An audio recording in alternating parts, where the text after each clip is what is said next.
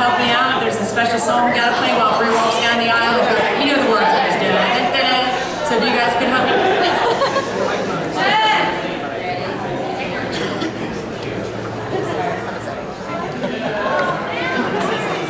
If you could help me out.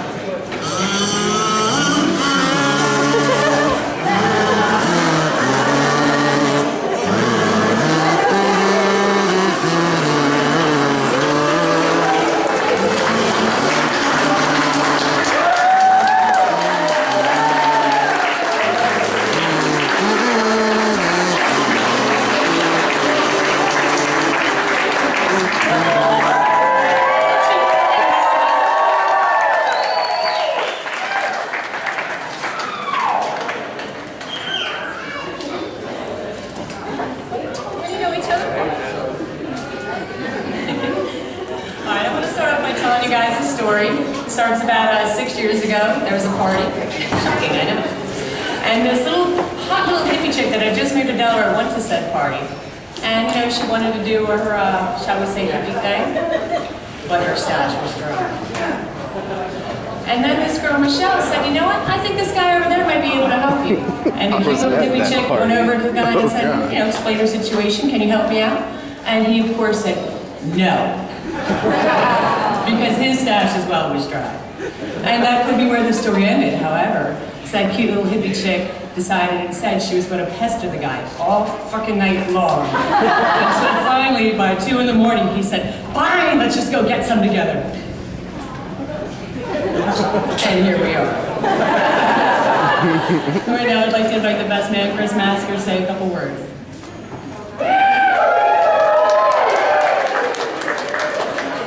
Eric and I, we go way back to Hackensack in the cafeteria of Christiana High School. We've got lots of memories, most I honestly can't remember. But tonight we're going to create another one and join these two together. I know it would really take a tough New York chick like Brie to settle this guy down and keep him straight. I'm glad to be a part of this, and I'm glad everybody's here.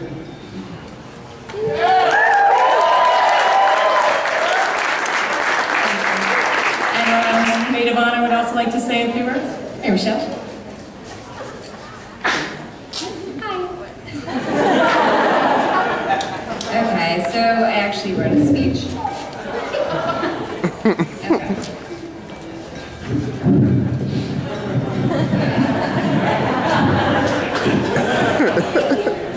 Okay, so I'm lucky enough to actually be friends with both Brie and Eric.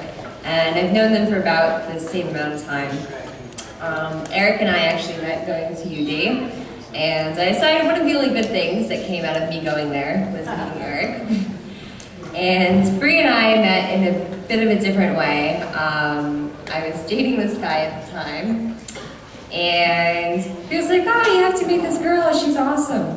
So we met, and Mike and I's relationship lasted about 2 months. Brie and I is obviously still going strong. Good thing. So there was one thing that makes me think about Brie.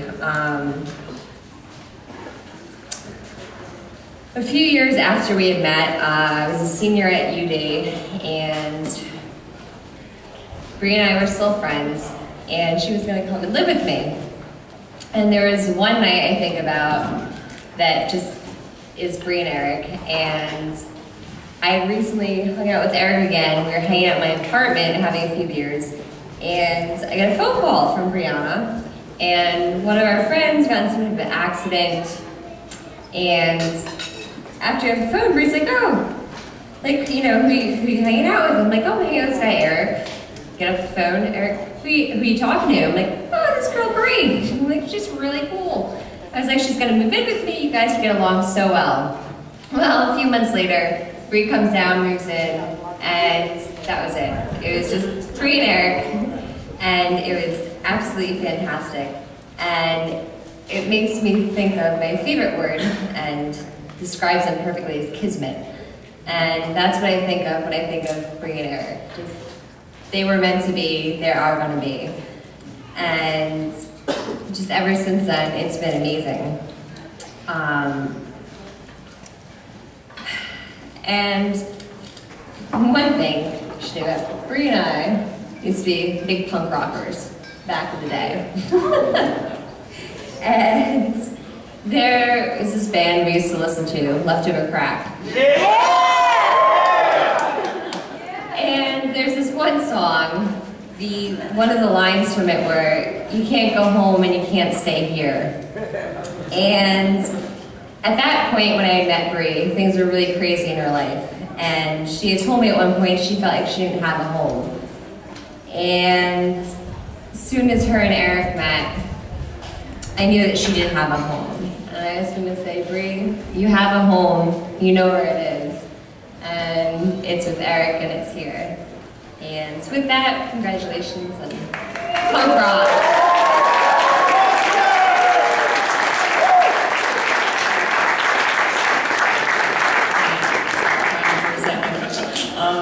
Well, we all know it's not a wedding without some terribly sappy reading, so we got on the internet last week and found something we thought was very appropriate for Brie and Eric, and Steve Bales is going to go ahead and read it for us.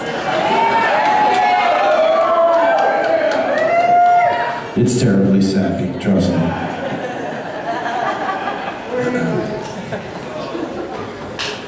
Happiness in marriage is not something that just happens. A good marriage must be created. In marriage, the little things are the big things. It's never being too old to hold hands. It's remembering to say I love you at least once a day. It's never going to sleep angry. It is at no time taking the other for granted. The courtship should not end with the honeymoon. It should continue through the years. It's having a mutual sense of values and common objectives. It's standing together facing the world. It's forming a circle of love that gathers the whole family. It's doing things for each other, not in the attitude of duty or sacrifice, but in the spirit of joy. It is speaking words of appreciation and demonstrating gratitude in thoughtful ways. It is not looking for perfection in each other.